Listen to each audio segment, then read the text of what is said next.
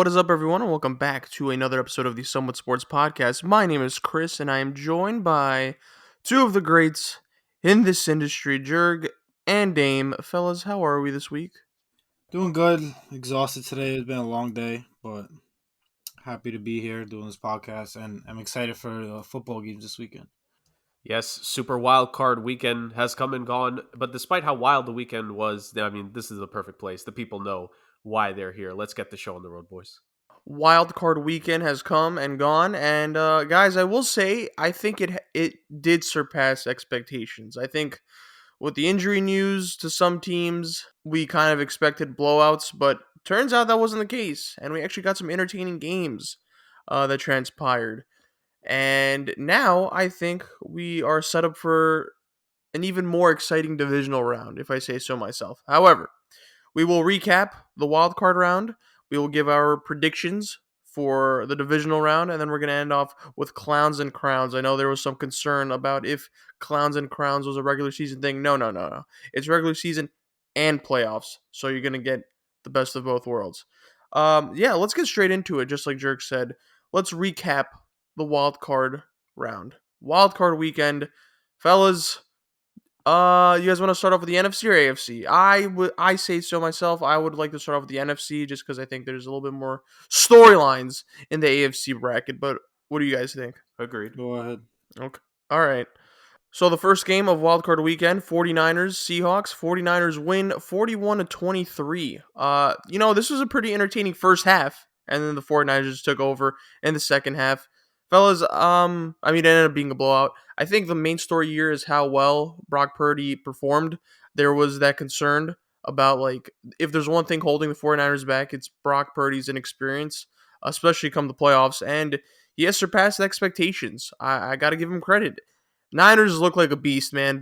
To me, as of right now, they look like the NFC favorite. I am really high on them.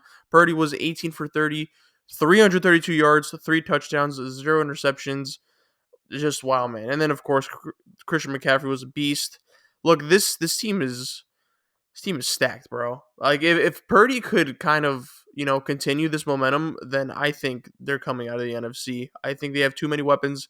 Debo's there, Brandon Ayuk, George Kittle, and obviously I mentioned CMC, but I get this game kind of turned out the way we thought it would, except that it was a little bit more of a pretty interesting first half.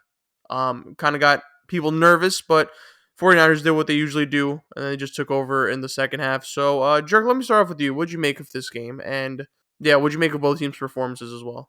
I want to give credit to Seattle being the seventh seed in the new wildcard Mm-hmm. format. Some people are still kind of opposed to it. Again, I don't have an issue with welcoming an extra playoff team. And I think Seattle, they had a competitive first half, and they kind of did what we expected them to do, which was, we even said it on the show last week, and they're going to hang for a little bit before San Fran comfortably takes. I just want to give Seattle credit because, again, nobody on this show, nobody on any other podcast, nobody on any show would have put Seattle to make it as the seventh seed. We would have predicted them as the worst team in the league, 2 to 3 wins. Some people were saying 1 win this team going into the regular season.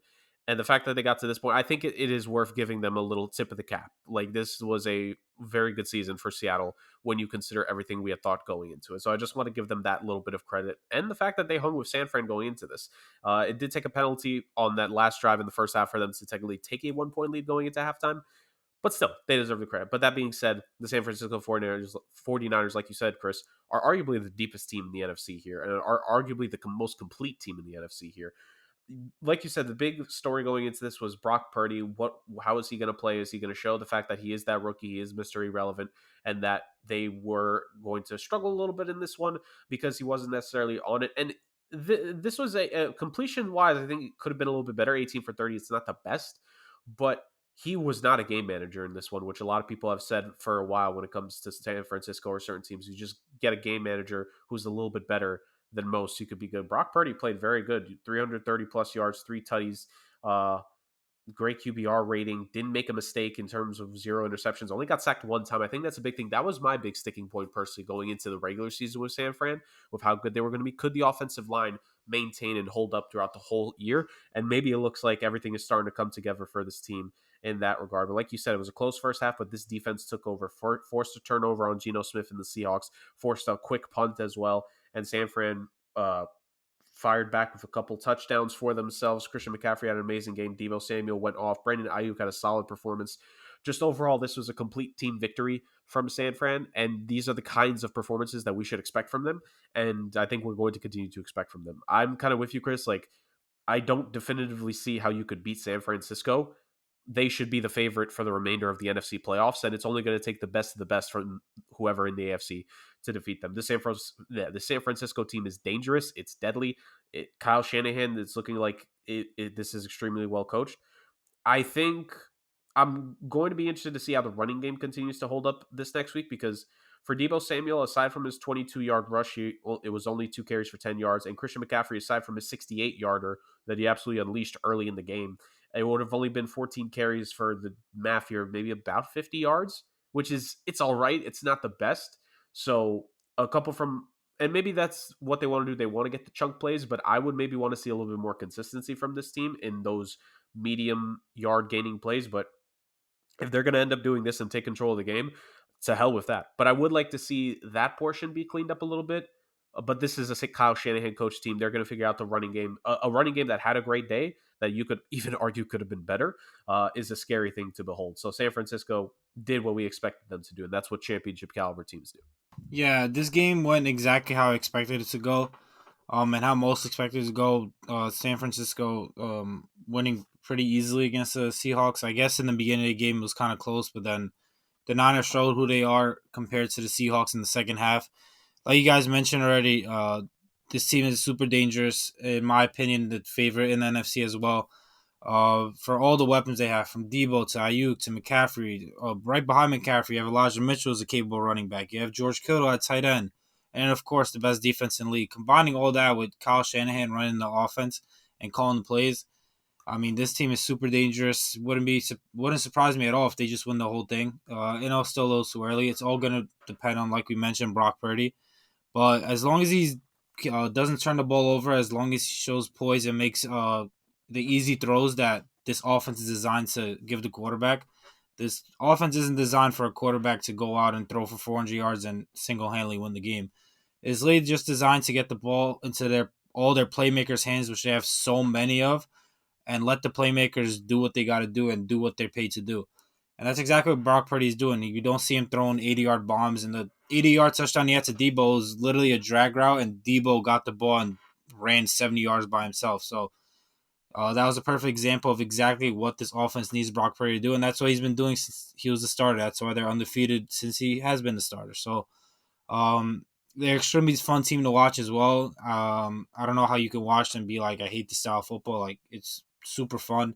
Playmakers getting the ball in space and doing what they do. It's a fun watch, and I'm excited to watch them going forward as well. For sure, for sure. All right, let's move on over to the Giants and Vikings. I will say this podcast got the hat trick.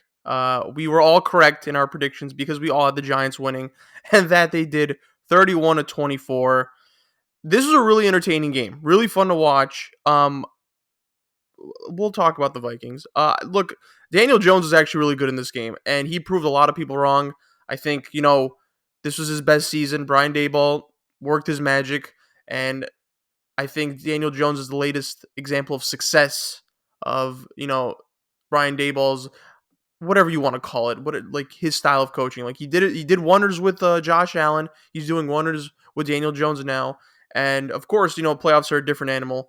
Daniel Jones comes in and beats the Vikings. He had a really solid game, 24 for 35, a really good game, I'm going to say, not even solid, really good. 301 yards, 2 tutties, 0 interceptions. He was just managing the game beautifully.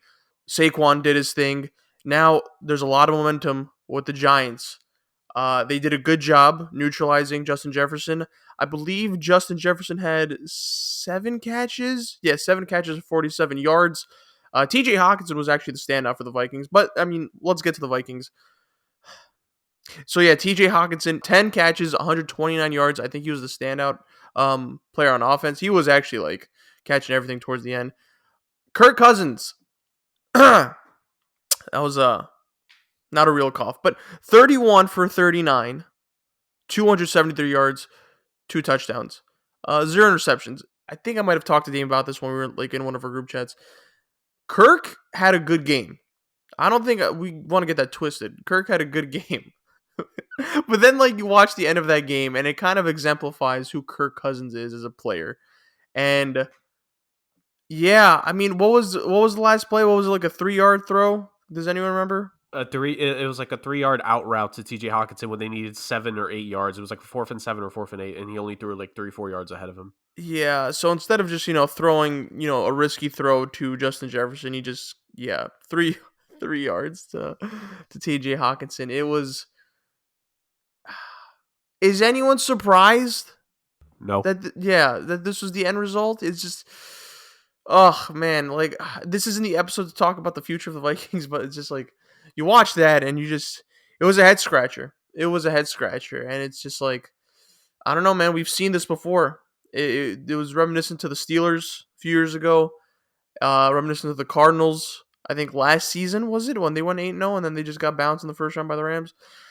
And now the Vikings are in that category. Man, it was Kirk Cousins could have had a flawless game, but his reputation precedes itself. Like if he had a flawless game, but they still lost, he's still going to get that burden. So I think this is going to be an L regardless for Kirk Cousins.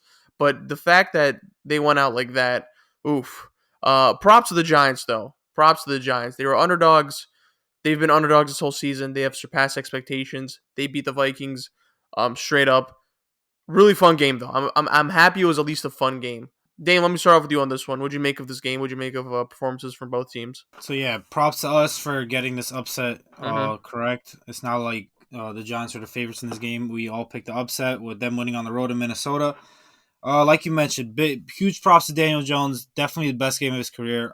Both throwing and running the ball. He had 300 yards passing. I think he had like 80 yards rushing as well, which is huge. He was their leading rusher, and I felt like every time the pocket collapsed and he couldn't find open receiver, he was getting big chunks on the ground. So that was huge. He was just making plays left and right. Every big third down conversion, he was making the play, whether with his arm or on with his legs. Um, and it's impressive because he doesn't have that number one target on the outside yet. Isaiah Hodgins goes out and has 105 yards, or Darius Slayton has 88 yards. Like these are guys that on regular on teams like the Chiefs or the Bills or teams like that, they're like number 3, number 4 receivers, and Daniel Jones is making the most out of what he has, and that's super impressive. And I've been critical of Daniel Jones in the past, but I mean, when he does well, I'm going to give him his flowers like I am now. So that was impressive. It was it's a bad Minnesota Vikings defense, but when you face a bad defense and you're supposed to be a good quarterback, this is exactly what you're supposed to do, and that's what Daniel Jones did. It's not like he was average. It's not like he could barely skidded by and got carried by his defense. Like he went out, and I believe he's the reason that the Giants won this game. As for the Vikings, like I already just mentioned, their defense is awful. From their defensive line to their linebacker secondary, they can't guard anything from the run to the pass. Their offense, I like you mentioned, Chris. I did think Kirk Cousins had a good game overall from start to finish. First drive of the game was a touchdown. He snuck it in, and throughout the game, he didn't make the big turnover. 31 for 37, whatever it was. He didn't have that many incompletions. But then obviously at the end it came down to it, and you just can't throw behind the sticks. You're better off just throwing a jump ball to Justin Jefferson or one of your playmakers ahead of the first down mark and just giving them a chance than throwing it to TJ Hawkinson behind the down to gain. And I get what his explanation was. He felt like he was about to get sacked, so he'd rather just throw it to a guy and hopefully he makes the play instead of getting sacked. I get that part, but to me, if you have a guy like Justin Jefferson, a guy who obviously led the league in passing, receiving yards, and all that, and has been that guy all year, you just find a way to give him a chance. If it's incomplete and the defender bats it down, it is what it is. At least you know deep down, you gave your receiver, your best receiver, a chance ahead of the first down. If he catches the first down, if not, game's over. But you gave it a chance. So that's why I think he should have went that way. Um, I don't know where the Vikings go from now. I know they have to re-sign Justin Jefferson this offseason. That's going to be huge. He's going to break all the possible records of offensive player that's not a QB. That's a fact. But this team doesn't have much salary cap. They have a lot of money tied into his offense, from Kirk Cousins to Dalvin Cook. TJ Hawkins, I think, needs to get paid as well. Justin Jefferson, like I just mentioned, Adam Thielen. That's a lot of money on the offense that I wouldn't say is one of the elite offenses in the league, but they can't afford to lose any pieces on that offense yet.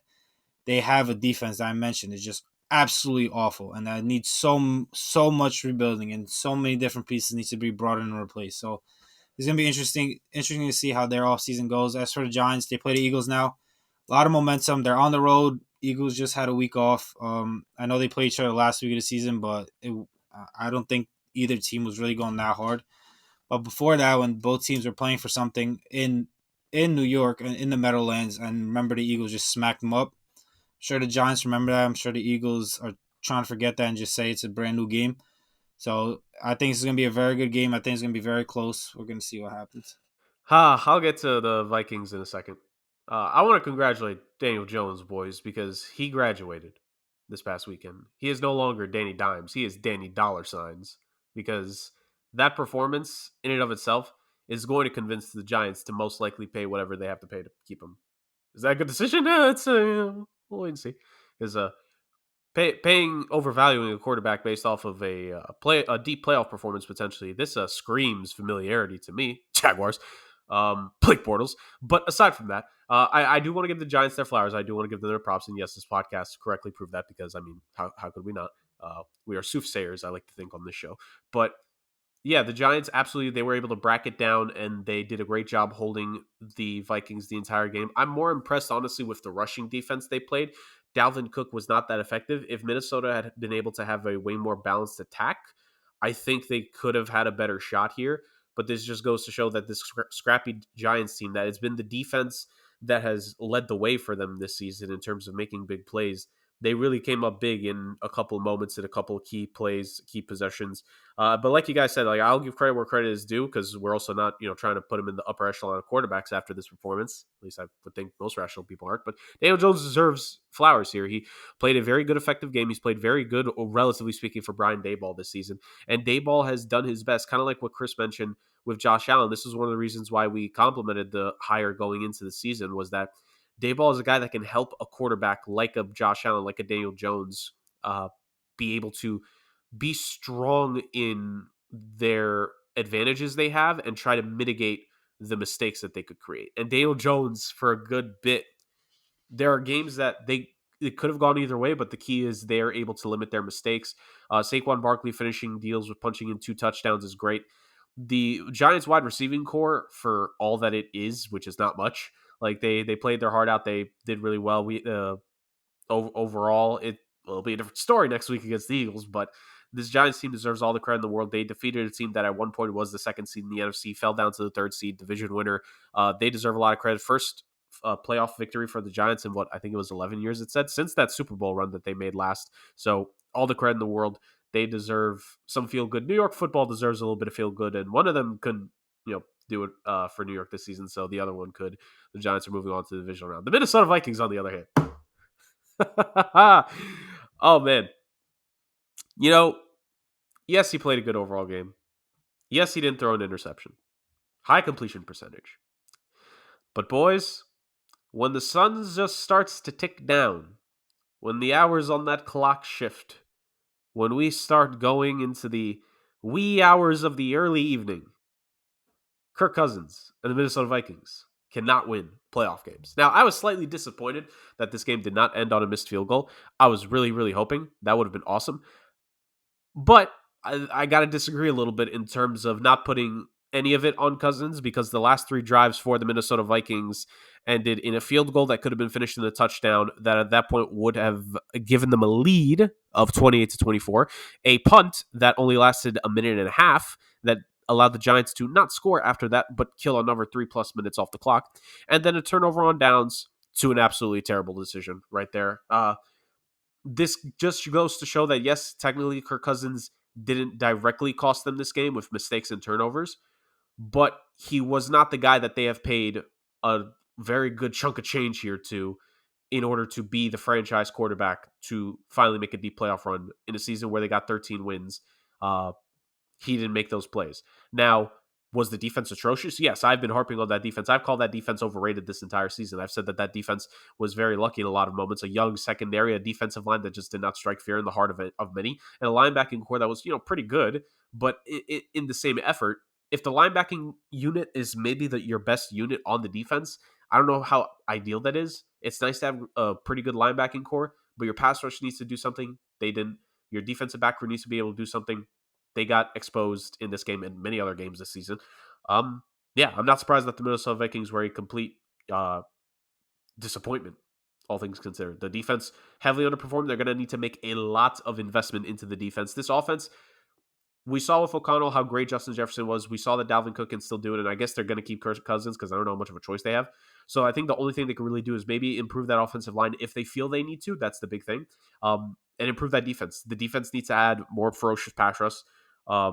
It wasn't good enough. The linebacking unit is fine, I think, but the defense back crew is what needs the big adjustment. They need the big addition, and if they don't make those improvements when they can, it's going to be a similar season next year, honestly. So that's how I view it in all circumstances to the matter. A great game by the Giants. Minnesota, 13-win team, just completely underperformed. Kirk Cousins, I'll give them credit. He didn't throw an interception to lose the game, but he didn't win them the game either. And at the end of the day, when you're paid that kind of money, you need to make that if you're a quarterback. You need to make those plays if you're a quarterback. So I get to just make the joke that Kirk Cousins can't win primetime games again, which I'm just so very happy about. But yeah, go Giants and Minnesota. Tough offseason. That we're going to discuss them in a future episode in terms of what they got to do to figure things out. All right, we move on over to our final NFC game of the weekend. The Dallas Cowboys defeat the Tampa Bay Bucks in what could quite possibly be Tom Brady's final game. Who knows? Him and Aaron Rodgers, both Herbs, whatever. Yeah, so this was a one-sided game. Dak Prescott, 25 for 33, 305 yards, 4 touchdowns, 0 interceptions, a nearly flawless game from him. Prove the doubters wrong. I was most certainly skeptical on how he performed this weekend, just based on like his turnovers this season. The Washington game was kind of meh, to put it nicely, but he was on one. Wow, was I impressed. The first few possessions were a little bit meh. I think both teams were a little flustered, but then Dak Prescott just turned back the clock, man. He was phenomenal this game. The Dallas defense really stood their ground. Brett Meyer, I believe that's his last name. Brett Meyer. Oof. Guys, he was 1 for 5. And it was it was brutal to watch. Once it got to 3, I was like, Jesus Christ. Dak Prescott was frustrated as all hell. I'm pretty sure the boys on the bench were frustrated as well. And then we got to the 4th one, and my man's missed it again. Missed 4 kicks in a row until he finally made the 5th one. Oh, and it felt like the football gods were just writing this out for Tom Brady to come back. Like these 4 missed extra points. You just felt that this was gonna the tide was gonna turn. And I mean, yeah, let's talk about the Bucks and let's talk about Brady because man, this was tough to watch, actually. Brady, 35 for 66, 351 yards, 2 touchdowns, 1 interception. He was not good at all. He was brutal to watch. I was not. It was the first time where I was like, yeah, this isn't looking good. Like, I usually give Tom Brady games when he's like down until the 4th quarter. That I'm like, okay, it might switch here. And for a second, they had me because I think they scored a touchdown towards the end there, and then Dallas actually responded really well. But yeah, he was just not. He just didn't have it this game. Him and Mike Evans, the chemistry was a little off. Mike Evans missed a catch towards the end over there that I was like, wow, like you never see Mike Evans like drop that type of pass. But yeah, I mean, Dallas dominated this game. They dominated this game. Prayers out to Russell Gage. I don't know what the status report is for him. I know like he kind of got caught. No, he got stretchered off, but hope he's doing well.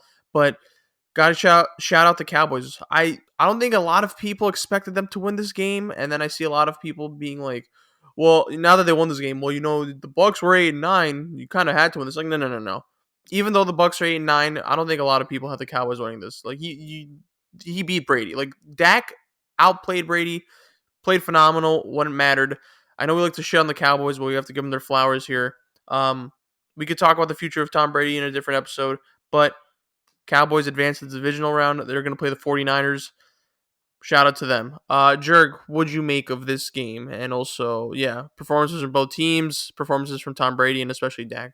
it became a bloodbath relatively early, and not a bloodbath where Dallas was up like 30-0 in the first half, but just you could tell it was painful for Tampa to make a move. And when they finally had a chance, red zone down 7-0, okay, they can score here, tie it up, and that's what they need. Interception by Brady, and I honestly think that was his first red zone interception. They said since he became a Buccaneer, by the way, Since 2020, I which is maybe, yeah. wild. And what a hex. Yeah, yeah, but I think ultimately, I think that interception deflated the team.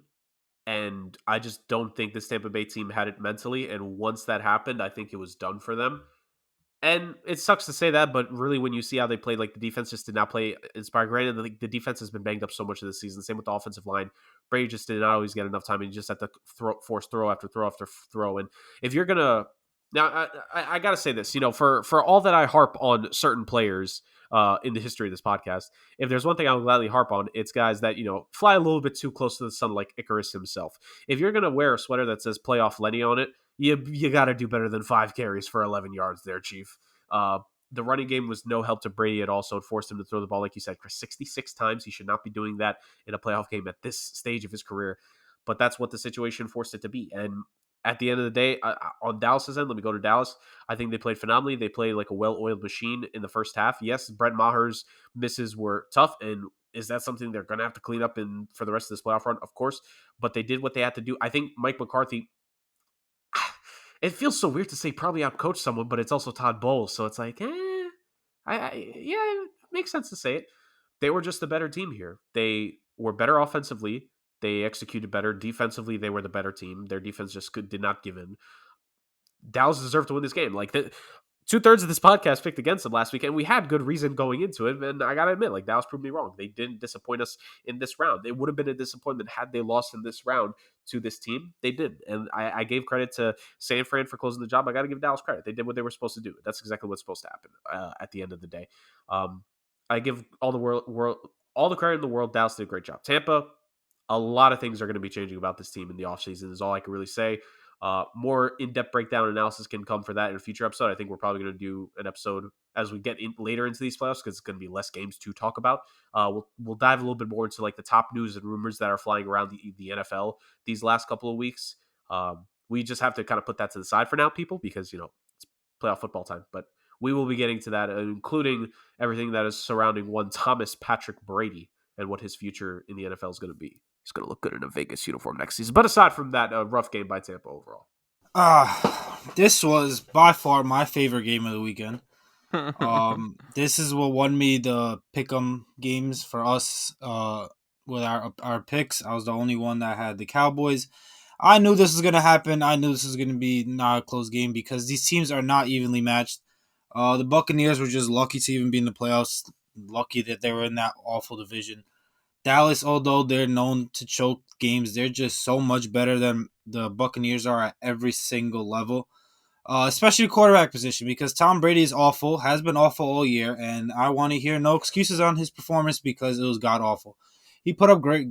At the end of the day, the yards look cool, right? 300 plus yards, but the guy threw the ball 65 times and only completed 50% of his passes. And a lot of it was in garbage time because in the beginning of the game, when the game was close, he couldn't hit anybody wide open. He had the time to do it.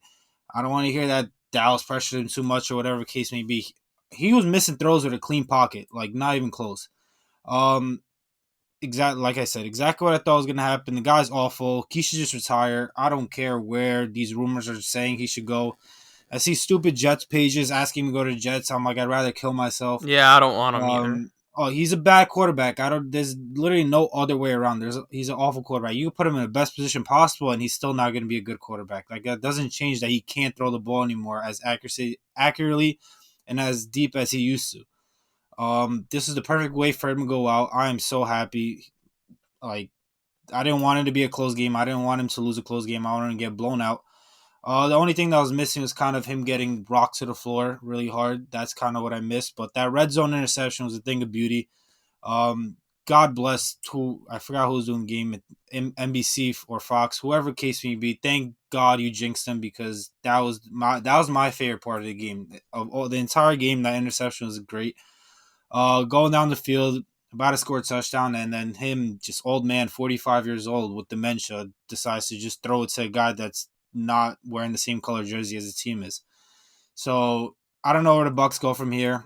They kind of put all their eggs in one basket with Tom Brady. They clearly won't have a good enough draft pick to draft a QB. Maybe you go get Jameis Winston back or something, because at this point he's a better QB than Tom Brady is. After Tom Brady already said he should just retire, he's not a good quarterback anymore. As for the Cowboys, I'm giving their props. I've also not been high on the Cowboys all year long. I was just high on them for this game because it was pretty easy that they were going to win. Dak Prescott, who I've said all year long and to my friends for a while that he just can't win the big. He's just like Justin Herbert, couldn't win the big game. He was 1-3 in the playoffs, I believe, before this, and it seemed like every big game, every time they're counted on him to go win a game for them, he just doesn't do it, and it's just a Cowboys thing, I feel like. But I mean, just like Daniel Jones, I'd say this is Dak Prescott's best game ever. He came out firing. I mean, he was no picks. He led the league in picks this year, but this game, I thought it would be lock. He at least throws a pick. I thought they were going to win pretty easily, but I thought for sure he was going to throw an interception. But he didn't, and that was impressive. I think he had, how many touchdowns? He had 4 touchdowns, I believe. He ran one, which is that run where he ran it in for a touchdown was absolutely beautiful. He had 305 yards, 4 touchdowns, and a rushing touchdown as well. So 5 total touchdowns for a guy who only has 1 playoff win, and I'm pretty sure that was at home as well. So this is a road playoff win where all week long you just hear about how Dak Prescott can't win a playoff game. Dak Prescott can't win on the road. This and that. He just came off an awful performance against the Washington Commanders in the regular season. Like, this is exactly what the playoffs are going to be. And then he just came out firing with only 8 incomplete passes as well. He only took 1 sack. I mean, the guy was dealing. All flowers to him. It's an extremely tough matchup coming up. But, I mean, for now, they should be extremely happy with the way they played, the defense and offense. And most importantly, Dak Prescott deserves all the flowers in the world for his performance in a road playoff game with all the pressure on him. Yeah, I think we're all excited. This seems to be the downfall of Brady. We all wanted this. I mean, Dame really took it up a notch over there with his rant, but I agree with him. I agree with him. Fuck him. Fuck Tom Brady. Also, he is dirty with those Yeah. That was inexcusable. FIFA slide That tackle slide was when wild. like that was ridiculous. It's Mac Jones shit. I don't know what they're teaching in New England, but I'm just assuming it came from there because that was ridiculous. Brady's done shit like this before. Yes, Like this isn't the exactly. first That's what I'm time. saying. I don't know what it is about New England, but clearly they're teaching something over there It's to be Boston, dirty. bro. They're 'Cause dirtbags, dog. Of course they're gonna that do this was, shit. there's literally no excuse, no I tripped or whatever. He full out slide tackle FIFA style, where you would get a yellow or red card for it. So Nah, he's a bitch, I'm bro. sick of Brady's a him. I'm bitch. so sick of him. Yeah, he's a bitch. I'm glad. Yeah, fuck off. He's done. All right, AFC, fellas. Okay, we know which game we're gonna talk about last. Let's talk about Dolphins and Bills. Bills defeat the Dolphins 34-31. Surprisingly close game. And it seemed like the Bills were asking the Dolphins to kind of win this game. But of course, dude's out here not knowing what down they're on. Mike McDaniel's out there vaping. Like there was like 3 seconds left, and they were still in the huddle. And I'm like, guys, what are we doing? And then there would be like so many delay of games. Oh my god, it was an unreal watch. Skylar Thompson, God bless him. I mean that O line really. I mean he's not the best quarterback, but Jesus Christ was he pressured. 18 for 45, 220 yards, 1 touchdown, 2 interceptions. Yeah, it's just they kept it close. I think this game is more about the Bills than it is the Dolphins though. Josh Allen was 23 for 39, 352 yards, 3 touchdowns, 2 interceptions. I think he had a fumble as Fumble well. loss. Yeah. Not the best Josh Allen game. It was so weird.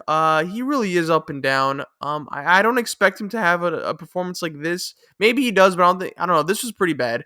I think maybe he'll lock in when it comes to. Well, now he kind of has to because now you're going against better teams. I think maybe it is one of those cases where like you take your foot off the gas, but he didn't have a solid game, and they really could have lost it. They could have lost it. I'm very surprised that the Dolphins kind of stood in there, and props to them. If they had Tua, I think this actually might have gone the other way. I think the Dolphins actually could have snuck out of the win. But the Bills overall, they do win this. I don't expect Josh Allen to have this type of game. Wouldn't be surprised if he does though, just because I don't know, man. He really does make some boneheaded decisions sometimes, but his lows are low and his highs are really high. But they win ultimately. They get the job done. I mean, we were all expecting blowouts. Dolphins covered the spread. Props to them. Dame, what'd you make of this game? What'd you make of Josh Allen? And what'd you make of the Dolphins staying in there? So beginning of the game, it looked like exactly what we expected. The Bills are going to run away with it, but then Mm-hmm. Josh Allen let the Dolphins come back. That's how I see it. Three total turnovers against a team that you should not be turning the ball over. As long as you keep the ball in your possession and don't give them opportunities, you would have easily blown them out, just like it was in the start of the game. But then two picks, a fumble. It's it's typical what you see from Josh Allen here and there. He's an extremely up and down quarterback. He's the complete opposite of consistency.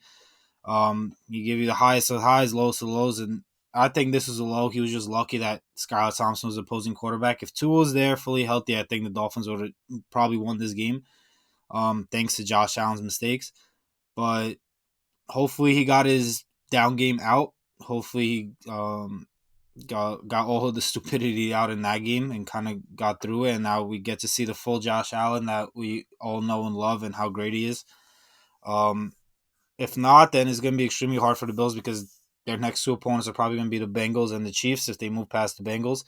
And if you make these mistakes against those guys, I promise you, you're not going to win a game because guys like Joe Burrow, Mahomes don't make as many mistakes as Josh Allen. And then if Josh Allen doesn't make those mistakes versus those guys are going to capitalize. They're going to be a Skylar Thompson who also threw two picks and kind of made up for Josh Allen messing up. But props to the Dolphins. They fought through it till the end. I don't know what Mike McDaniels was thinking there at the end with the 4th-and-1 and not having his team ready.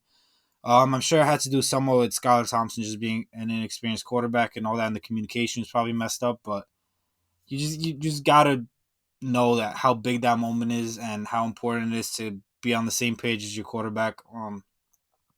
So that I think that's where they messed up. But going forward, Dolphins still going into the offseason, they got to figure out what they got to do with Tua or the quarterback position in general. I don't want to hear about Tom Brady going there. Just anytime I get to shit on Tom Brady, I will. Tom Brady will make this team worse. He's probably at the level of Skylar Thompson as a quarterback at this point. So there's no improvement there other than additional pressure, which doesn't help anybody. Um, Maybe Lamar Jackson, I've mentioned that as a possibility. I think that would be the most dynamic offense in the league. But as for the Bills, Josh Allen got to clean it up, and I'm super excited for this Bills Bengals game. Yeah, you guys basically said it all.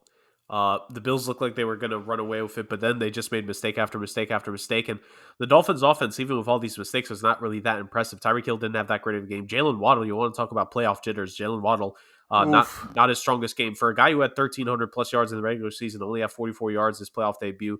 Hopefully, in the future, he'll be able to come up big. The Bills, let's just be real here, they got lucky in this one. And Dave said it best: you cannot make these kinds of mistakes against the big boys in the AFC. And you can't make this kind of mistake once you get to the Super Bowl if you make it that far. Because if you make these mistakes against a team like San Francisco, they would have been down like with those three turnovers. They would have like San Fran probably with how they're playing, they would have scored in all three of them. Um, Buffalo needs to clean it up. It's that they have talent there, but it's that winning edge. It's that killer instinct. And I have doubted that killer instinct by Buffalo. That's to me been one of the probably the biggest flaw of that team this season is just do they have that it factor to finally stomp a team and put them away? And I'm greatly concerned about the fact that they weren't able to do that here again. And here's the thing, because I know we're about to talk about a game where I think some people might point out to me, but why are you not going to make the same argument for the following game? It's because of the fact that this Dolphins defense is not a defense that you really need to be that impressed by. Like they should have destroyed the Dolphins, and the Bills are supposed to be a great defense and neither came true here. Like, yes, they scored a lot on them, but because of it just felt like it was an underwhelming 34-point game, which is really weird to say. But it was 34 points that they had to get out of desperation to beat this team. Not we beat them, we stomped them out, we decimated them, we scored hung 30 plus on them. It was like, no, we had to win this game with this amount of points. Should have never been the case going into this one. Miami definitely has questions to answer, but I think the fact that they made it this far with their third string quarterback, I think is still an accomplishment for them. I think Mike McDaniel is a coach of the future. Like he will be able to do some things with this roster. They need to figure out some things health wise and roster construction wise. But for Buffalo, we're about to talk about them here in a little bit, in not too long. They got to clean it up. Simple as that. They have to clean everything up here because straight up, like you cannot make this mistake deep in the playoffs. If you make these kinds of mistakes next round, you're gonna leave. You're gonna be out of things early on. Simple as that. All right. Okay. Let's move on to The Baltimore Ravens versus the Cincinnati Bengals. The Bengals win 24-17. Another game that could have gone the other way. So this was decided off a turnover. Tyler Huntley, 17 for 29, 226 yards, 2 touchdowns, 1 interception. That 1 interception, I believe. No. Yeah, that's right. The 1 interception came actually, I think it was his first drive of the game. And then for the Bengals, Joe Burrow, 23 for 32, 209 yards, 1 touchdown, 0 interceptions. Yeah, this game was real. I think it was a pretty close game throughout. And then towards the end, of course, the Ravens turn it over. Hubbard returns it. They go up 24-17. He scores. And then that was it. That was it. The Ravens really could have won this because I think their defense stepped up. The Ravens, they had a shot to win this because of their defense. And I mean, look, the whole Lamar thing, it's so difficult to kind of comment on because like there's so many like factors that go into it, but I think Tyler Huntley actually played a decent game. Like after that turnover, I think he really like kind of adjusted and stepped up. Excuse me. Yeah, I think J.K. Dobbins had a really good game. But for the Bengals, I think for the Bengals, weirdly enough, they got the job done. They're gonna play the Bills. I think this is going to be the toughest defense they play the whole playoffs, unless they make it to the Super Bowl and they play like for the 49ers, for example. But I think for the rest of the AFC, I think it's going to get easier from a defensive perspective because like I think the Ravens have the best defense. Bills also have a good defense, but I think they'll play better against the Bills, especially Joe Burrow. Joe Burrow, the O line is kind of fucked up right now for the Bengals, so it's not going to be easy regardless. And then, for example, if you do play the Chiefs at the end, if we get there, they played the toughest defense they can in the AFC so far. So you get that out of the way. They didn't play the best game. The Ravens typically do play them pretty well. But yeah, it was another game where it was kind of similar to the Bills Dolphins, where, well, to be honest, to be fair, the Ravens are a better team than the Dolphins. I just think it could have gone either way here, especially towards the end. Like the Ravens were kind of like the Ravens were in the driver's seat to win this, but of course it was a turnover that led to a touchdown for Hubbard. Um, but yeah, Bengals win. They ultimately beat the Bills. They ultimately meet the Bills in a game that it's supposed to happen in the regular season. Of course, tragic events led to that game being postponed, and now we get the much anticipated rematch. This time it's in the playoffs. Winner goes to the AFC Championship. So yeah, it was a pretty back and forth game. Jerk, what'd you make of this game? What'd you make of the performances from both teams? It didn't necessarily surprise me that we ended up having a close game. This is the third time these teams face each other this season. And let's not forget, this is the second week in a row these teams face each other. They just faced off in week 18 of the regular season. And basically, Baltimore, they probably could have stayed in Cincinnati the whole time. I don't know if they did it. I don't know if they maybe left and then came back a day or two later. But like, and this is a Baltimore Ravens team. I agree with you, Chris. I think on paper, this was the best defense remaining in the playoffs. Kyle Hamilton, Roquan Smith, Marlon Humphrey, Patrick Queen, Marcus Peters on this squad. Marcus Williams, Calais Campbell, and Justin Houston. Like beasts all around that defense, good players all around that defense. I wasn't surprised that the Ravens were able to keep it closer than expected, and it's the defense and the running game. It's 155 yards rushing from the Ravens as a team overall. It was the defense stepping up in a couple key moments. It was the fact that the third time they faced the Ravens, like you said, AFC North battles. It feels like there's never a blowout in the AFC North. These teams always face each other close, no matter what. So I'm not surprised. But at the end of the day, the Bengals did what we expected them to do, which was just make that final play or two that was able to get them the win. And sometimes it comes in the form of a fumble recovery for a touchdown that goes 90 plus yards. That's the way. The reason why I'm not as tough on the Bengals as I was on the Bills, which is why I made the point earlier. This is a game I can see the Ravens defense keeping this game close. I just read off the talent. Why was the Dolphins game close? There's no reason that you should have considered that Dolphins game being close from a perspective where the defense was going to make plays to make it close. There's no X factor on that Miami Dolphins defense that should have become a 34-31 game. This Ravens defense will force things to be an X factor. And if it was a healthy Lamar Jackson, you could have made the argument that this could have gone the other way. I think even more so than the Dolphins-Bills game, because at the end of the day, that was still the Dolphins defense that, yes, while they stepped up, they still broke at the end. This Ravens defense was looking very good for the most part, so I give them all the credit in the world. Like you said, I think Cincinnati's gone through the toughest defense in the playoffs so far in terms of teams that they defeated and teams that are now advancing. And their next great challenge is probably going to end up being the Super Bowl. You can't overlook opponents, obviously, not what I'm saying, but this was the toughest challenge. Yes, the Bills have a good defense, but that Bills defense has waned a little bit here and there. They're not 100% healthy. They haven't been 100% healthy going into this season. Uh, really, overall, they lost Von Miller. They've lost some of the defensive back crew at various points. They're not going to be 100%. This is a big opportunity here, especially with how the Dolphins were able to claw back into it. If they make mistakes, Jamar Chase is going to absolutely blow by this secondary, and he's going to take it to the house. T. Higgins is talented. Joe Mixon struggled in this one. Could Joe Mixon do his thing next week? I think the Bills played relatively good rushing defense against the Dolphins, but that has been a weakness for this team in the past. It's been the rushing defense that has been the Achilles heel. And if Joe Mixon can put together an amazing game for himself, that's going to give the Bengals a chance to take on the Bills. So the Bengals have the tools to take down Buffalo for sure. And in this one, they did what they had to do to win, which sometimes is all you have to do at the end of the day. And I got to give the Bengals credit. Like they advanced in this one for seeing this team for the for the second week in a row, which is pretty wild to say the least, NFL wise. That rarely happens. So of course this game was pretty much a mismatch because Lamar Jackson was out as Joe Burrow versus Tyler Huntley.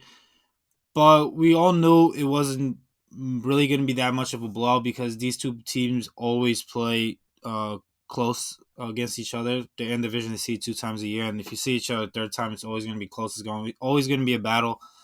But it always felt like even when the Ravens were one possession, it was a one possession game or it was a tie game. It always felt like the Bengals were still kind of in control of the game.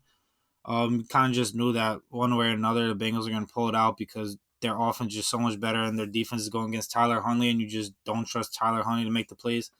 Just like you didn't trust him he didn't make the plays in that final drive of the game. If Lamar Jackson was playing, I think it would have been a lot different. I think Lamar Jack, if just to mention it, I just think Lamar Jackson, if he had a contract extension, he would have been playing in this game. But there's just no point in him playing if he's not getting that extension. If the Ravens aren't putting trust in him, why would he go out and risk furthering his injury when he doesn't have any guaranteed money moving forward? However, it's going to be interesting to see how the Ravens go about that in the offseason. I have no idea what they're going to do. Lamar Jackson should have been paid after you've seen how bad this offense is without him and how dynamic it is with him. As for the Bengals, of course, you maybe would have expected a blow if they're going against a guy like Tyler Huntley, but like I said, in a division game against the Ravens, it's just unlikely it was going to happen. So I'm not really too concerned about them moving forward because of that. I still think against the Bills, they're going to have their hands full one way or another, whether they look great against the Ravens or not. If you had offense with Joe Burrow, Jamar Chase, T. Higgins, Tyler Boyd, and Joe Mixon, you're going to be a handful for the team you're playing each and every single day. So excited to see that matchup. I don't know who's. We'll see. I'll say who's going to win in our predictions, but I think it's going to be the best game of the week. Definitely the game I'm most excited to see. There's no one in this out of all the games I'm rooting to lose the way I did with Tom Brady and the Bucs. So this is definitely the game I'm most excited for because it's the closest matchup, and I think these two teams could easily win the Super Bowl, whichever one advances. I'm happy they got matched up this early because then you get another matchup with the Chiefs the next round. So you're gonna have 2 back-to-back great games with 2 contenders in the AFC. But yeah, I'm excited for next week. All right, our final game of the AFC wildcard round. Chargers Jaguars. Jaguars win 31-30 in an unprecedented comeback. So they were up. So the Chargers were up 27-0. Me and Dame were actually playing FIFA because we thought the game was over. So we just kind of got on, and then I believe it was like it became 27-14, right, Dame? And then you're just like, yo, bro, I think they're coming back. And then we kind of just paused the game, and then we just kind of we still stood on the mic, and we're just watching this happen. Wow. All right. So there's a lot of things to talk about. I mean, we'll talk about the Chargers. Justin Herbert, 25 for 43, 273 yards, 1 touchdown, 0 interceptions. For the Jaguars, Trevor Lawrence, 28 for 47, 280 yards, 4 touchdowns, 4 interceptions. So the first 4 interceptions, the 4 interceptions were in the first half. How many did he have in the first quarter? Was it 2 or 3? 3. He had 3 in the first quarter? Jesus Christ. Okay, yeah. Probably the greatest response I've seen ever from like a quarterback because he took over that second half. It was an F rating the first half, A plus after that, like in the second half. Jesus. I mean, you gotta props to him, man. Like, that game was over. And like any other quarter. Well, like I think maybe two other quarterbacks. I would say Joe Burrow and Patrick Mahomes wouldn't let that affect them. Got to give credit to Trevor Lawrence, man. It's his first playoff game, down 27-0. He still played his game. So the fact that he kind of came back and had that type of second half, just shout out to him. Wow. All right. So how do we talk about the Chargers? Because I believe they forced 5 turnovers. Yeah, they forced 5 turnovers. They had a +5 turnover differential. That's just unreal. And the fact that they lost this game. I mean, look, I'm gonna let Dame, get the Justin Herbert takes off his chest. I mean, he's earned it this week. I think this mostly falls on Brandon Staley. This, I don't know what I don't know happened. how he hasn't been fired yet. They fired the OC. They fired the quarterback. How the hell is he I not don't think fired? they fire him now though, Jerk, because that No, would have he happened should be. already, right? He should be. I'm sorry. This is the biggest crock of shit that he hasn't been No, no, fired. I'm with you. They should fire him because there's another coach probably like that's perfect for them in Sean Payton. But I think if he would have been fired already, right? The fact that he kind of kept him and they fired everyone else, that kind of just says everything to me. But I don't know, just so many things happened. There was the whole Joey Bosa thing at the end. I'll let you two talk about it. Dame, you go first. Go ahead. Take your victory lap. You had a lot of victory laps this weekend. Anyways, like I said, Justin Herbert, still to this day, has not won a big game his entire life. Still to this day, he is crowned as one of the most elite quarterbacks in the league, yet he has proven jack shit in this league. All he's proven that he's 6'5" with a rocket arm. That's about it. Um, Although I did pick them to win this game, oh god, I was mistaken. Um, he had, I would even say he had a good first half because everything was handed to him. Trevor Lawrence with the 3 picks in the first quarter put the Chargers in great field position, and Justin Herbert really didn't have to do much to give him that 27-point lead. But I'll give him, he did what he had to do. He didn't turn the ball over himself and give the Jags a chance in the first half. However, the second half is 27-7. You score, and the final score ends up being 31-30, I believe. He scored 3 points in the entire second half against the Jags defense, who's one of the worst pass defenses in the league. And I don't want to hear about the play calling because he had his chance to throw. He threw the ball over 40 times. You're not throwing the ball 40 times in the first half when you're up 27-0, So he had his chances to throw the ball. He had his chances to keep the ball moving down the field. He had a chance to keep the chains going so you don't have to punt the ball. But yeah, he just didn't make the plays in the big moment like he hasn't done his entire career. Yet people in the media and fans all around of Justin Herbert love to crown him as this guy who's already one of the best quarterbacks in the league and supposedly has done it when he just hasn't. And his first playoff game ever, he's shown exactly who he has been his entire career. He's a guy that gets hyped up, and then when it comes down to it, he doesn't make the plays that he needs to keep his team moving forward. Of course, I'm also gonna give most of the blame to Brandon Staley as well. It doesn't seem like he's gonna get fired if they're firing all the other coaches around him because that's his responsibility. I'm pretty sure to fire those guys or let them go. So they wouldn't have let him do that if he was gonna get fired. So he's clearly staying around, which is absolutely ridiculous. He should have been gone, even if you're not getting Sean Payton, because I would still put most of the blame. I'd put like 60% of blame on him, 40 on Herbert. But it was embarrassing. I mean, there's just absolutely no reason you should lose that game going up 27-0, 27-7 at half. You should score more than 3 points against the Jaguars defense in the second half. As for Trevor Lawrence and the Jaguars, I mean, I don't know if it was the yips, like Chris gets in FIFA or whatever the case may be, but it was awful. I mean, he throws a pick here, throws a pick next drive, and the next drive after that. Asante Samuel, I think he had 3 picks himself in the first half. At one point, he had more picks himself than Trevor Lawrence had completions. So um, that was embarrassing. But as embarrassing as that was, the fact that he was able to overcome that and kind of forget about it and have the game he had after those 4 picks, I think is the most impressive performance of the entire wild card weekend, even better than Dax and Daniel Jones, in my opinion. Just to be able to go out there and know your team is down that much because of you. The reason your defense gave up those points is because you put them in a horrible position and put them back on the field, and you're now moving the ball with your offense up and down the field. So to be able to know all that, know the pressures on you in your first playoff game at home, and be able to come out and score, throw for 4 touchdowns after that, nearly 300 yards, and bring your team back all the way from that. And that big 2 point conversion they had was huge. I can't believe they even went for that, but going for it and being able to convert that was huge. And just what an incredible performance by him. And he showed incredible poise and confidence, something you exactly what you want in your franchise quarterback to be able to fight through those tough moments and show why he is your franchise quarterback. And that's exactly what Trevor Lawrence did.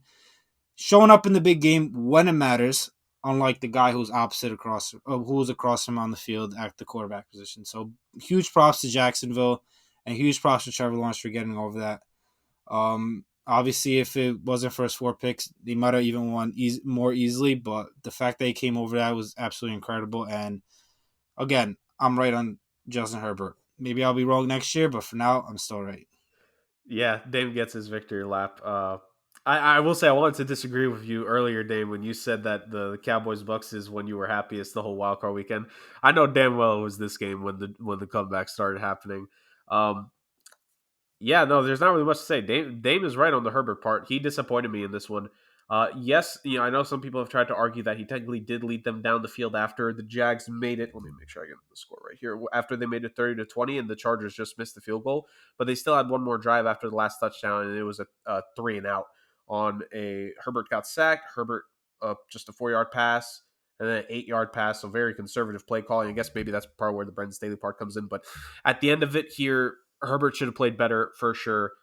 I still hold it to that Staley should be fired, and I still put a lot of blame on him and the coaching staff throughout the majority of the season. But Herbert has to step up there. Like you said, Dame, big time by Trevor Lawrence. The fact that you threw those 4 interceptions, he clearly took it to heart. He took accountability, and he made sure he did what he could for his team and played amazingly. Absolutely outstanding. What you expect from the franchise quarterback, what you expect from the number one overall pick in the draft, what you expect from a guy that's going to lead your franchise in the future. Zach Wilson could never. Trevor Lawrence could. So absolutely outstanding play by Trevor Lawrence in this one. And the Jaguars defense as well, really hunkering down. I said it, it's funny. The very split second last week when I was pausing before, I'm like, oh, I want to say Jags. But I went with Chargers.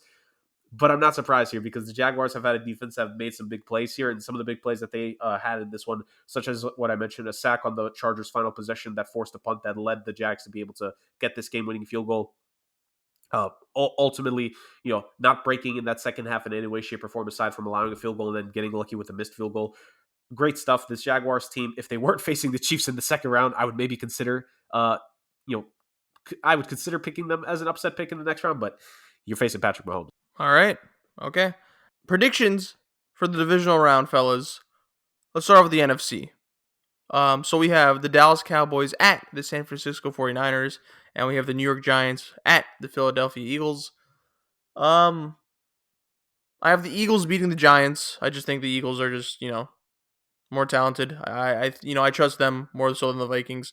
I think Jalen Hurts has had enough time to kind of, get healthier. I don't know how. I don't know if he's 100%, but I just know he's a bit healthier now. I do think this bye week that has helped him. Um, but yeah, I just think the defense is there, the offense is there. It's going to be a little bit too much for the Giants to overcome. So I have the Eagles beating the Giants, and I then have the 49ers beating the Cowboys. The Cowboys, you beat Tom Brady. You got, you're off this high right now. And they do have, I think there's a report that they are legitimately kind of frustrated that they have a little bit less time off. But I just think the Niners are going to be too much. Like we kind of spoiled in the beginning. The Niners are our favorites right now, and I don't know, man. They're kind of on a hot streak right now. If Brock Purdy manages the game like he did against the Seahawks and kind of plays like he did, we know Christian McCaffrey's going to do his thing. I think it's going to be up to the Cowboys defense to kind of keep them in the game, but McCaffrey's going to do his thing. Debo's going to do his thing. They just have too many weapons. I think it's going to be a little too much. I don't know if it'll be a blowout. I just think that the Niners just, they're too good. Way too good for the Cowboys to overcome. So I'm going to go 49ers and Eagles as the two winners of the NFC. Jerg? Just for NFC, I mean, I'm with you. Give me the Eagles beating the Giants and give me the 49ers over the Cowboys. I think the Eagles, Jalen Hurts is a week healthier, and I think the running game is going to be a lot. I think the Giants defense is strong. I think we're going to see a similar thing. I think this is going to be a close first half, kind of like what we saw with 49ers and Seahawks. But then the Eagles are going to be able to get a couple scores here. AJ Brown, Devontae Smith are two extremely talented guys. I got the Eagles winning that one by relatively comfortable, like 10 points or something like that. 49ers and Cowboys. I think the Cowboys, like, again, they beat Tampa Bay thoroughly, but I just think Sanford is so much of a better team. The only thing that would cost the 49ers here is if Brock Purdy finally does end up playing like the 7th round rookie quarterback that he is. But until that happens, like, it's one of those things we have to see to believe. And even then, I think the support system is so strong. Like, Jimmy G didn't play phenomenal last season for the 49ers and they beat the Cowboys, which is worth noting. This is a rematch and two of the most storied, arguably the two most storied franchises in the NFC going at it. I think the 49ers win this one. If the Cowboys make mistakes in this game, sort of like, I don't want to take a shot at him, but if Brett Maher has another bad game, or even if Dak kind of reverts back to what we saw at the end of the regular season, or the running game cannot get going, San Fran will blow this game open if given the opportunity. So you need to play like this needs to be the best game of the season for the Cowboys. Straight up. I think this is the most complete team in the NFC that they're going to face.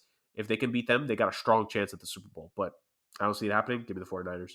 Yeah, I'm gonna go sweep with you guys. I'm gonna go with the Eagles and Niners as well. I think the Niners handled the Cowboys pretty. I want to say I'm not gonna say it's a blowout, but I think it's gonna be at least a 2 possession game at the end of the day, like 34-20, something like that. Although the Cowboys are extremely impressive, I don't know if they'll be able to do that against a team like the Niners. The defense is better, quarterback is better, the offense is better going against a better coach, and another road game, of course, is tough in San Francisco. That defense is going to be flying. They have a lot of playmakers that I don't think the Cowboys defense could catch up with. So I see the Niners winning that game pretty easily. And then on the other side, I think it's going to be a very close game. Divisional games are always close. The Giants are riding a lot of momentum after that Vikings game. Their defense is riding momentum. Their offense is riding momentum. But I just feel like after having another week off for the Eagles, preparing for this game, they've already seen the Giants twice. They know what they're going up against. The biggest thing is Jalen Hurts being healthier, obviously having another week off. And I don't even that last week against the Giants is pretty much kind of a tune-up game for him. So he doesn't have like 5 weeks off going to his first playoff game. So that bye, I do think, definitely benefited them. But I just think their defense and their most importantly, I think their offensive line is going to be able to handle the Giants' defensive line, which is a big strength of theirs and probably the best part of their defense. But the Eagles this year have had the best offensive line in the league. So I think they'll be able to neutralize that. And then Jalen Hurts will be able to make things happen with his legs and get it to his playmakers and A.J. Brown, Devontae Smith. And they'll be able to win this game slightly by like 3 or 4 points, I believe. Okay, interesting. All right, AFC, Chiefs, Jags, Bills, Bengals. Start off with the Chiefs, Jags. I'm going to go Chiefs on this one. I'm pretty sure we all are. However, I think a lot of people are kind of writing this off as a blowout. I think the Chiefs need to be careful with the Jaguars. Jaguars have a lot of momentum. We've seen what happens when the Chiefs take their foot off the gas. I hope that they don't take the Jags lightly. I think Mahomes has learned his lesson because what happened with the Bengals in the AFC Championship game last year, took their foot off the gas, and then of course the Bengals ended up winning that game. Don't overlook them. I don't think he is. Either yesterday or earlier today, we're recording on Wednesday, that he said we kind of, we have to focus on the Jaguars instead of just looking past them. Do not overlook them, man. Like, they have so much momentum. I do think the Chiefs are going to win, but I don't expect this to be a blowout. I actually don't. I think this will be a relatively close game, but I have the Chiefs winning. Now we go on to the Bills and the Bengals. Damien kind of said this. This might be the game of the playoffs, quite possibly. Quite possibly. Well, up to this point, I think so. It's a WrestleMania main event, this matchup, because it's two of the best AFC teams, not including the Chiefs. I think there's going to be a lot of emotion in this game, a lot of storylines because of what happened a few weeks ago, especially with DeMar Hamlin. I think the Bills are going to play with so much pride and so much emotion. I think both teams are going to play better than they did in the wild card round. I think that Bengals O-line is really fucked up, though. Like we said, like the Bengals kind of already faced the best defense in the Ravens. But I expect this game to be high offense, high octane offense. I expect Burrow and Josh Allen to kind of go back and forth. This is tough, but I'm gonna go with the Bills on this one. This will be in Buffalo, I believe. I do think that helps, but I just think they there's a little bit of extra motivation. I do think that the Damar Hamlin aspect of it is gonna, you know, lean towards their favor, in my opinion. There's going to be a lot of emotion, a lot of pride on their side, especially in this particular matchup. But I do expect a very good game, though. Expect a very good game. Damien? I'm gonna go Chiefs easily. I don't think it's gonna be relatively close. Maybe they'll put up a fight in the first half because I think the Chiefs will be a little rusty and they kind of come out slow against teams that really aren't on their level. They kind of play down to their level, but I think in the second half they'll kind of get it turned around and they'll win. Not in a blowout fashion, but pretty similar to like the Niners Cowboys by 2 scores, I'd say. Uh, Mahomes in Kansas City, Andy Reid off a bye is just extremely hard to beat, especially when you just don't have the talent to match them. And I don't think the Jags have that on the offensive or defensive side. Uh, as for the Bengals Bills, man, this game is so close. It's such a coin toss with who to go with, but I'm gonna go lean with the Bengals. I'm gonna lean with them because I just wasn't impressed with the Bills against the Dolphins, and I think the Bengals win, although it wasn't a I guess a blowout, but I just think against a division opponent like that, like the Ravens, that their defense is so good. It's more I feel like they grinded it out more than the Bills did. I feel like the Bills kind of escaped with a win, compared to the Bengals who kind of grinded out the win. And although these teams didn't finish their game, of course, I think the start of that game it looked like the Bengals are kind of control that game. Although it wasn't Cincinnati, now it's in Buffalo, so that changes a lot. But I just got a feeling the Bengals are gonna win this game. Extremely close, maybe 1 score game, maybe by a field goal at the end of the game. But I just feel like this Bengal offense has been so hot in the second half of the season. I think they're gonna ride that into this game, and I just feel like Josh Allen might have another 2 turnovers that kind of cost the team the game. Let me complete the hat trick on one end with the Kansas City Chiefs. Uh, kind of like Dame said, I think the Jags are respectable, but it's probably going to end up like I could see the Jags losing by 2 scores, but it's not going to be like a dang they were thoroughly dominated. It's a hey Kansas City's just better than you. You got to take your licks on the way to the top. So it's going to be like a probably like 35-21 kind of game if I had to like really hunker it down for score. Um, but there's that. All due respect, Trevor Lawrence is finally going to lose on a Saturday, so there's that as well.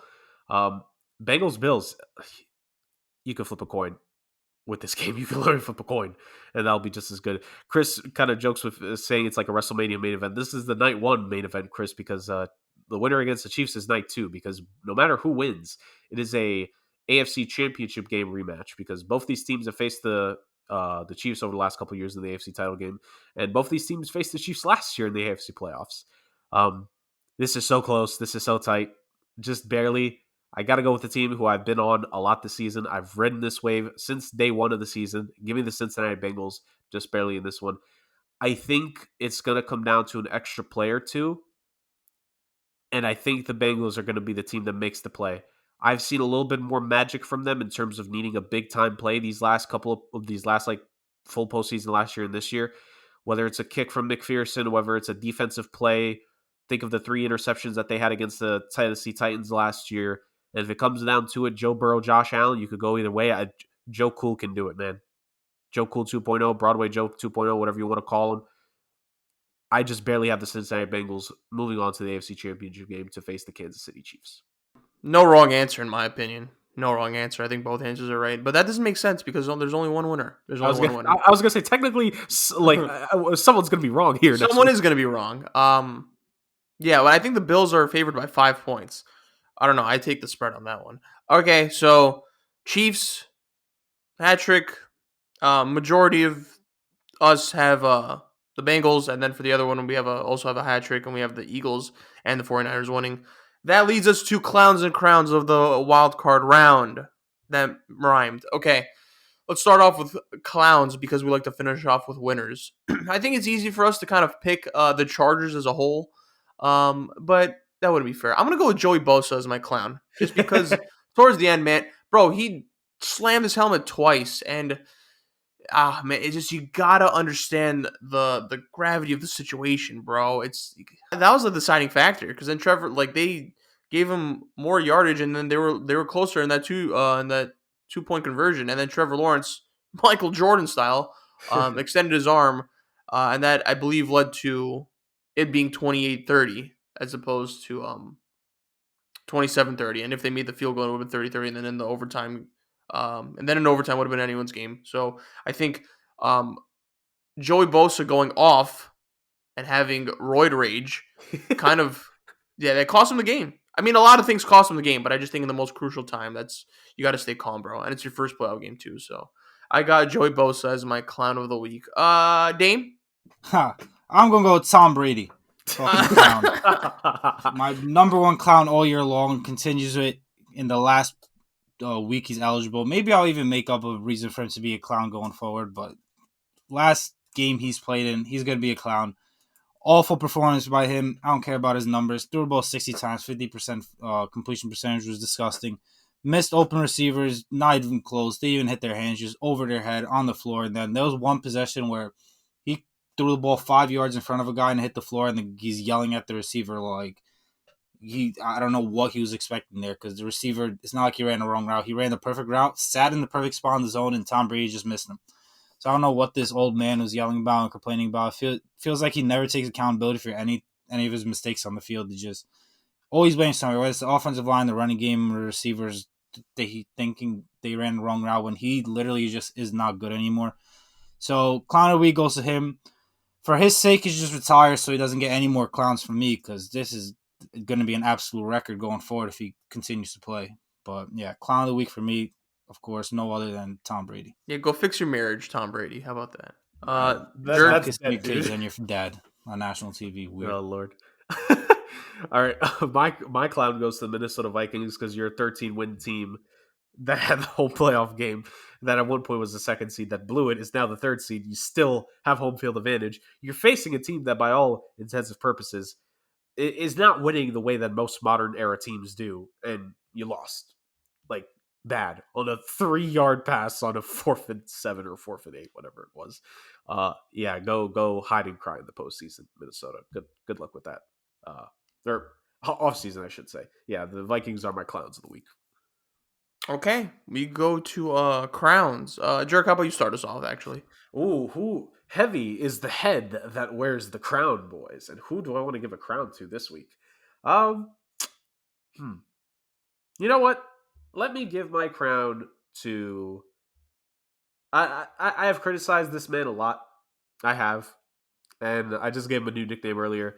Give me Danny Dollar Signs for my crown. I gotta give him credit. nice. Daniel Jones stepped up. He made plays when it mattered. He didn't make any critical mistakes. I gotta give him credit where credit is due. Like for all the criticism I've given Daniel Jones over his career, which has been plenty on several podcasts across several platforms, I need to give him credit where credit is due. He did his role in helping the Giants win and being the biggest offensive piece to them winning this playoff game. Danny Dollar Signs is my crown of the week. Dame. I'm going to go with Dak Prescott, same game. Been super critical of Dak Prescott, so when he has a game like this, I'm going to give him his flowers, or in this case, his crown. 4 passing touchdowns, 1 rushing touchdown, 300 yards, only 8 incompletions. And if you watch the game, he was just throwing dot after dot after dot. And the biggest one was to a huge 4th down touchdown to CeeDee Lamb. I think that just sealed the game for good. And just after all the pressure he was under throughout the week, I just think this performance that he had, like I already mentioned before, was definitely the best performance of his career and very deserving of my crown for the week. Okay, yeah, I was gonna go with Dak, but I guess I'll go with the guy who I thought Dame was gonna pick. I'm gonna go with Trevor Lawrence. I know we had 4 picks in the first half, but man, to kind of hold his ground and to kind of stay the course and to kind of flip the game on its head. I personally haven't seen someone adjust like that, and he won that game for them. And now he's gonna go against Patrick Mahomes, and I think he's gonna actually go head to head with Patrick Mahomes. I don't think it's gonna be a blowout, but neither here nor there. Trevor Lawrence, the fact that I understand he was the reason why they went down 27-0, but he's the reason why they won the game, and ultimately that's all that matters. So I'm gonna go with Trevor Lawrence. And his luscious locks, bro. Battle of the hair product placements between him and Herbert. But, yeah, Trevor Lawrence, he has arrived, man. He has arrived. And this was, what a way to kind of, stamp your presence in playoff atmosphere. A memorable win, a statement win, one that will be, remembered for the ages. Trevor Lawrence, you have my crown of the week. And that wraps us up for this week. Gentlemen, what an honor, what an episode. We move on over to the divisional round. We will give our recap for that and then our predictions for the conference finals games.